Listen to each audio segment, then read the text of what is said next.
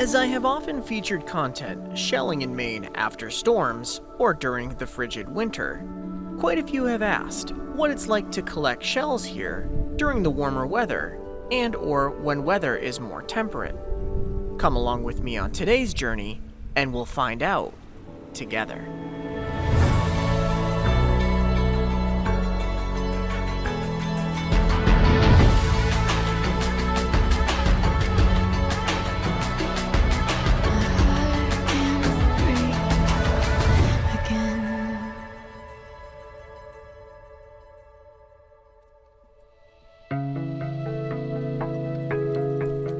Throughout all of the years that I have spent exploring the Maine coast, I've discovered that there are truly no bad places to find shells here. Of course, the variability of shells washed up on shore, like any other location, will always be dependent upon the tides and the weather. One of my favorite places to find beach goodies here in Maine are within the nooks, crannies, coves, and inlets that dot Casco Bay in southern Maine. This episode will feature just a few spots where I found shells at the beginning of the summer this year. I am in beautiful Casco Bay today, northwestern Casco Bay, and I'm going to be exploring and seeing if I can find any shells. So there's a lot of different things. Of course, I'm here at mid-tide as the tide is going out. That's usually the best time to find beach goodies is at low tide. And getting to a location approximately a couple hours before low tide will give you the best chances of finding goodies. So as I'm here today, the tide is going to be receding, and we're going to be checking out a couple different spots, and we're ready to come along. Let's go.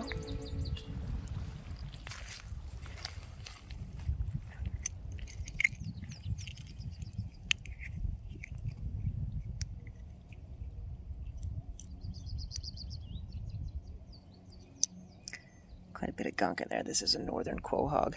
Now, interestingly enough, today we are going to be looking for some northern quahogs that have a genetic variation, and they are called Mercenaria notata. So it's kind of like a subspecies of the northern quahog, and they have vivid lightning bolts on them. So we're going to see if we can find a few of those. But in the meantime, we'll enjoy a beautiful hinged northern quahog. Right over here, we have a beautiful soft-shelled clam. So this is another common bivalve you can encounter here in Casco Bay at low tide. It's a bunch of this silt that's on it, so I'm going to see if we can wash these off, but this is a soft-shell clam.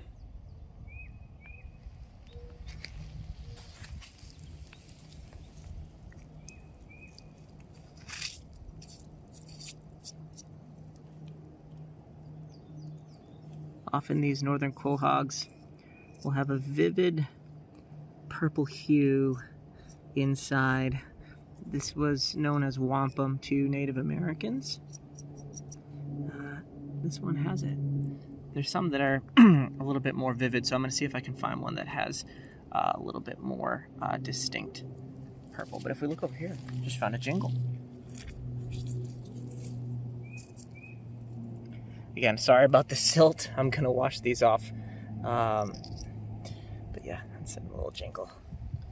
Okay, so there's an area up at the top of the beach here. I'm just going to wash my hands off because I got a lot of that silt on it. But you can see that there's a bunch of different periwinkles and jackknife clams, some yellow flat periwinkles, some blue mussels. So we'll just check in here and see if we can find anything interesting.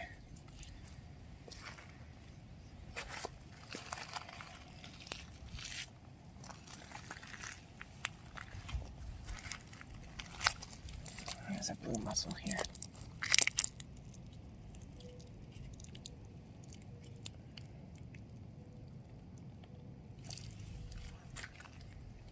This is a gorgeous hinged oyster here. Look at this beauty. That is nice. These are a common delicacy here in Maine. This guy's really beautiful, and it's hinged too, which is awesome. Hold on to that. All right, so there's quite a bit of drift here. Here we have, oh, cool things here. Let me get down close. So we've got a operculum, I believe to be from a moon snail. That's kind of cool. And then we have a little basket whelk here. That is very, very tiny. So we have an operculum and a basket whelk. And we're going to keep looking here in this pile. I'll try to save the operculum. I'm going to put the basket whelk back. But there's quite a bit of little drift here. So we can see again more of these northern quahogs here. Just kind of all hinged. Here we have a jackknife clam. Hinged.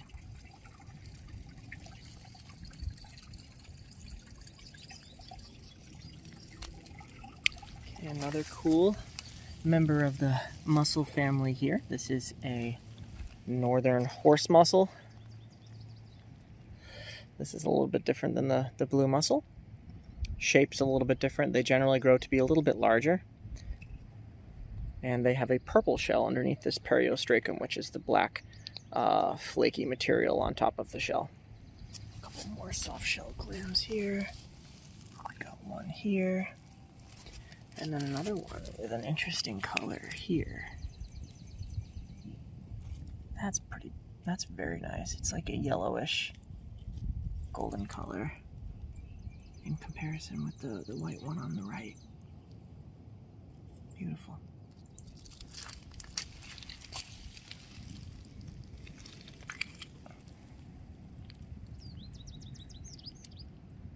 That article is still alive, so I will put that back. All right, y'all, look at this. So this is a piece, wow, of northern quahog, and I'm telling you, that purple can get mighty, mighty vivid. It almost looks like a piece of porcelain, but on the back you can see that that's part of the shell. But we're going to see if we can find one with that color and interior today. That is really, really beautiful. Okay, got a little surf clam here, juvenile surf clam. That is different than the quahog.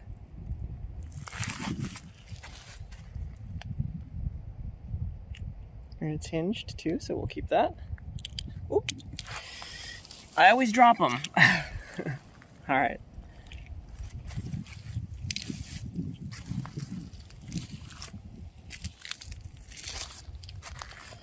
Another gorgeous oyster here.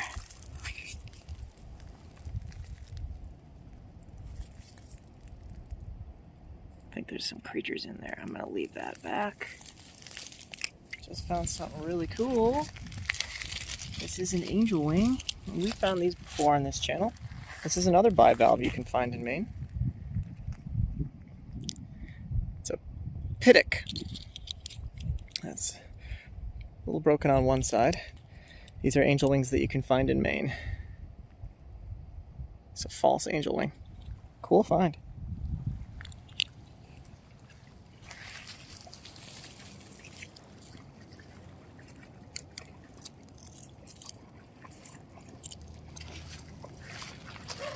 Another cool find here.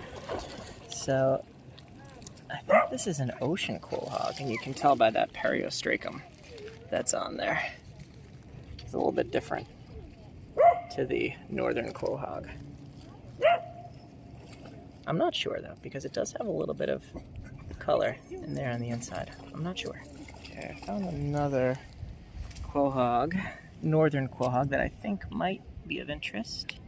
Unfortunately, it does not have any color on the inside. It is a nice specimen though, so I might hold on to it. Let's give it a little rinse.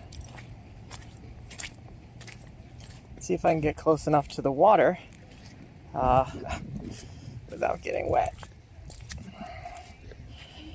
Oh, y'all, it's so beautiful here today. Tempted to take my shoes off and go in. This is the first beautiful spring day here in Maine. That's a beautiful hinged northern quahog. Now again, this one does not have any purple interior, nor does it have those zigzag lines, which would indicate that this is a notata subspecies, but we're going to find one. I know I keep saying that, but we will.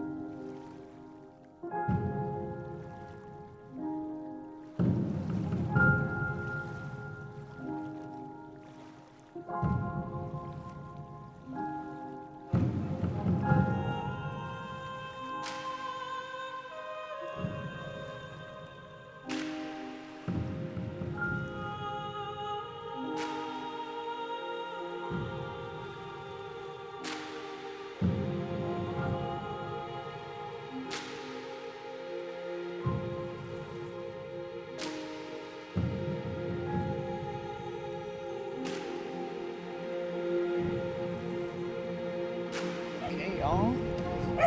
I think I just found one here. So it's small. I'll pick up another one for comparison because this one does not have it. Okay, so you can see that this one here on the left has those zigzag lines. This is the Notata subspecies, and this is the normal northern quahog species. So they're both hinged, and if we look at both sides here, you can see that this one here on the left has that gorgeous zigzag color variation. Very, very beautiful. It's the first one of the day. We're going to find a couple more though.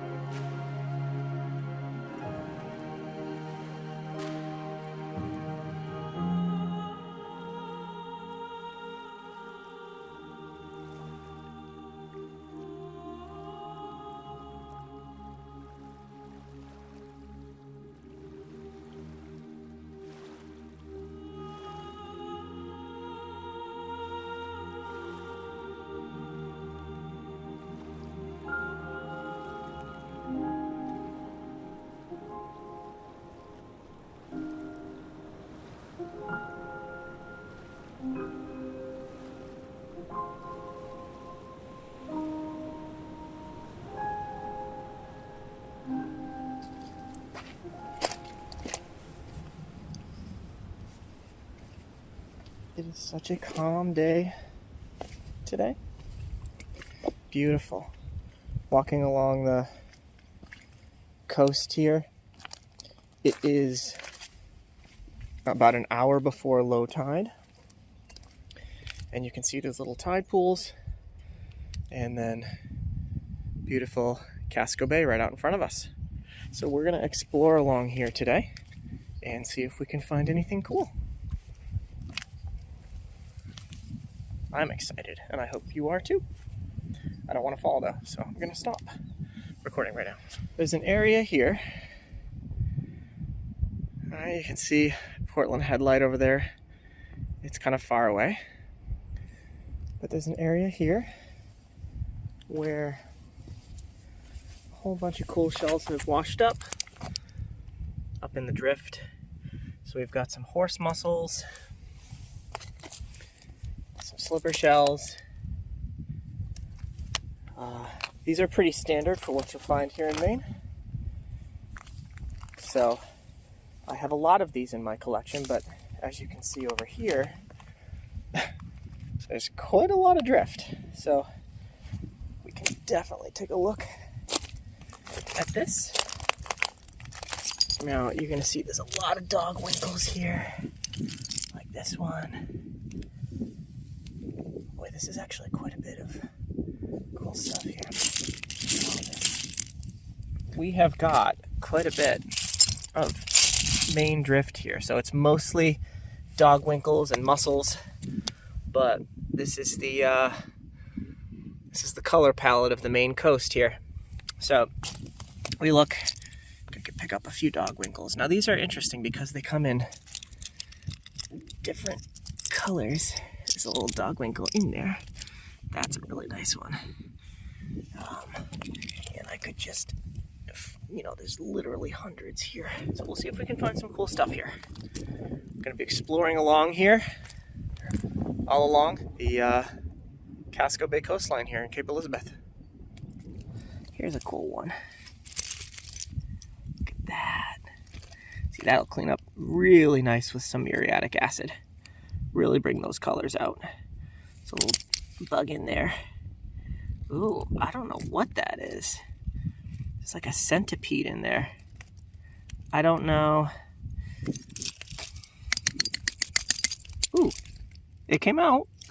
Whatever it was just hiding in there. Okay, well, I guess I can keep it. I don't know what he was doing in there. This is probably freshly deceased, but it is really nice. Look over here. Got a beautiful little yellow flat periwinkle. Another awesome dog whelk. I guess this was the one I was looking at. Look at that. So if you sort through, you can find some really cool stuff here. So look at this one here. Another yellow flat periwinkle. Another one here. Dropping them all. Look at that. Gotta get down close, but you can find them.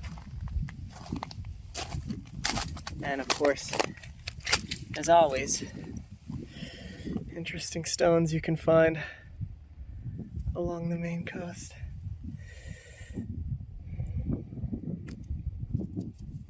Look at this dog whelk with the purple aperture. That's spectacular. What a beauty. I don't know if you can quite see that aperture, but it is bright purple.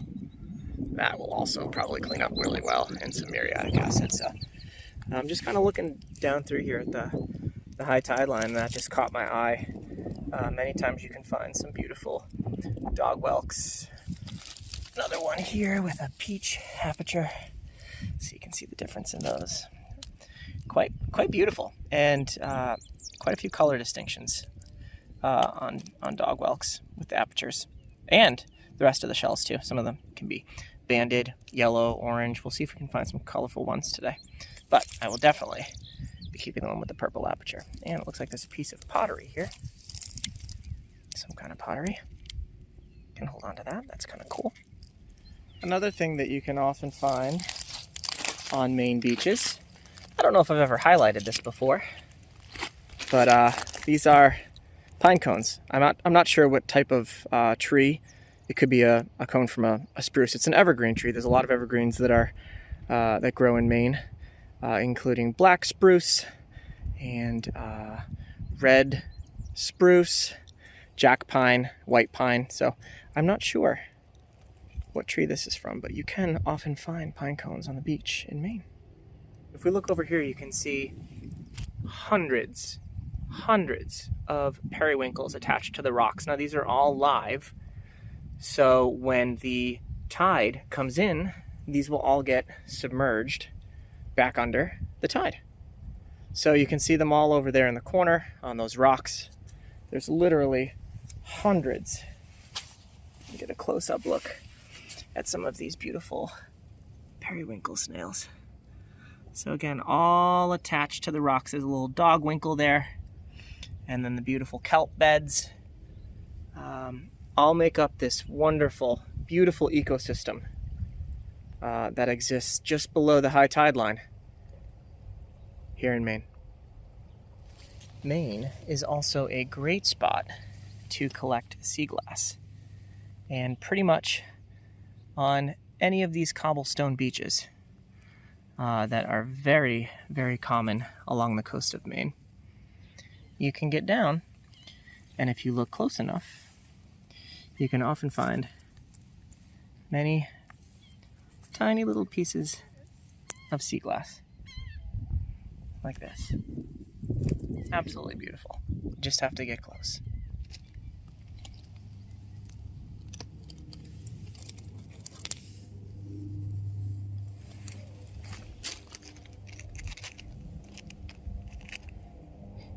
So this is another area where we might find some goodies, where the tide has receded and there's a little bit of sand.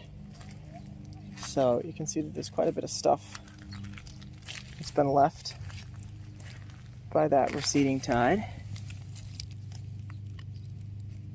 including beautiful rocks. Let's see what else we can find. If there's anything. Okay, again, another beautiful dogwinkle with an orange aperture. Again, love these so much, and they can come in really cool colors. Gorgeous.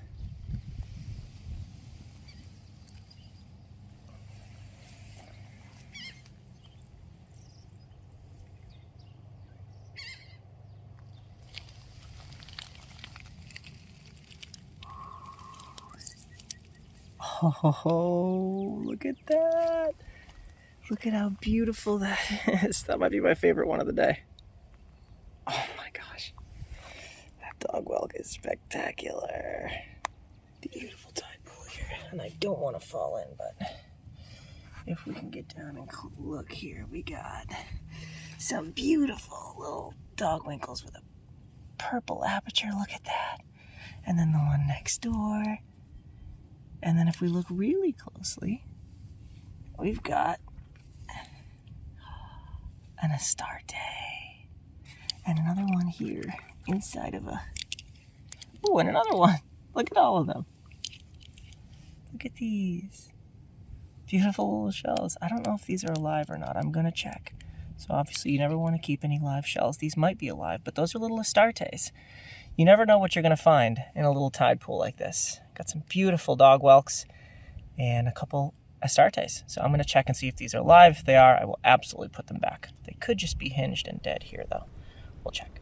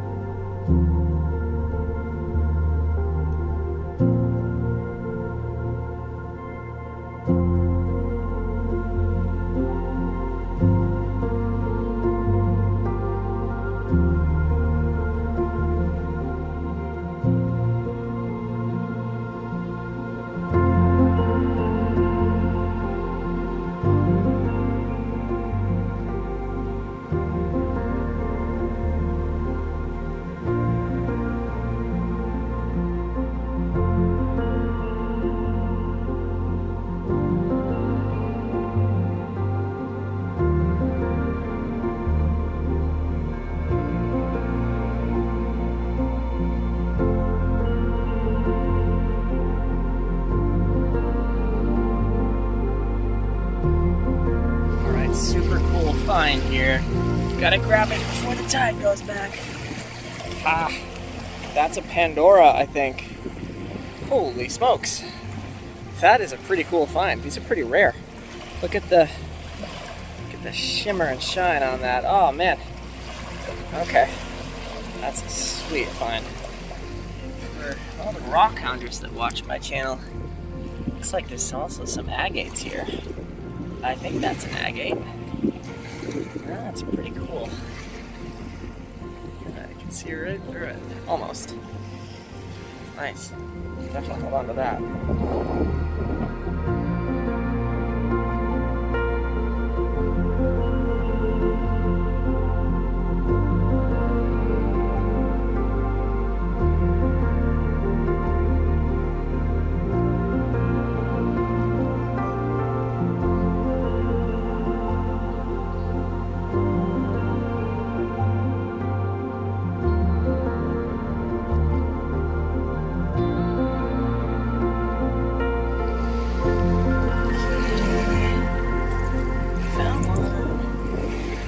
that color.